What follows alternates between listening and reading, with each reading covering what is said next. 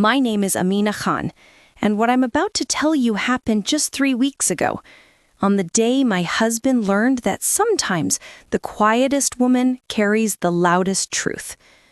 It began at his company's annual awards dinner, a glamorous event, shining lights, velvet tablecloths, and nearly 200 employees gathered in a fancy Lahore hotel ballroom. Everyone was dressed like magazine models, except me.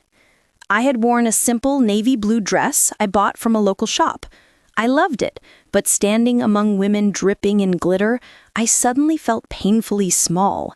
Still, I smiled and reminded myself, I'm here for him, not for them. But my husband, Kamran, had other ideas. From across the room, he glared at me as if my very existence was an inconvenience. He rushed over, grabbing my arm just tightly enough to hurt, but softly enough for no one else to notice. "Ameena," he whispered sharply, "why are you standing in the center? Go sit at the back table. You're making me look cheap." His words stung, but they weren't new. Over the last 2 years since his promotion, Kamran had slowly become a stranger. A man obsessed with image, status, applause, everything except basic respect. I quietly moved away, but as I passed a server carrying a tray of drinks, the edge of my dupatta got caught. The tray wobbled, one glass fell, and a splash of mineral water sprinkled onto the floor. The room went silent.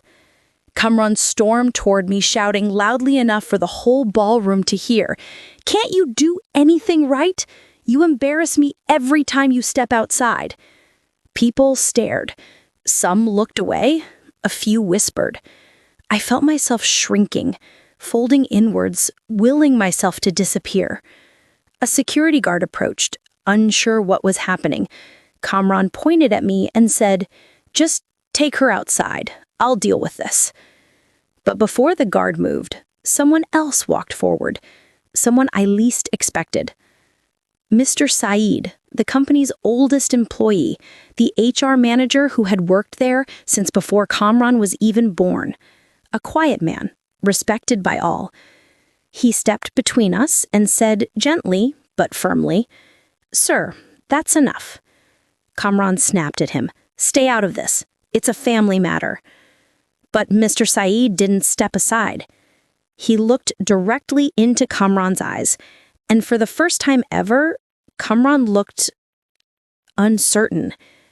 Then he turned to me. "Ameena, there's something you should know." He handed me an envelope, thick, official-looking. I opened it with trembling fingers. Inside were documents, signed by the board, dated yesterday. Kamran's position, suspended. Not because of me, not because of an accident with water, but because for the last 2 months, the board had been investigating mismanagement, decisions he made without approvals, budgets he exceeded for his own image, and complaints from employees he had mistreated. My husband didn't know. Tonight, they planned to announce it. I looked up at Mr. Saeed in disbelief. Kamran tried to snatch the papers from my hands. "These are fake. This old man is lying."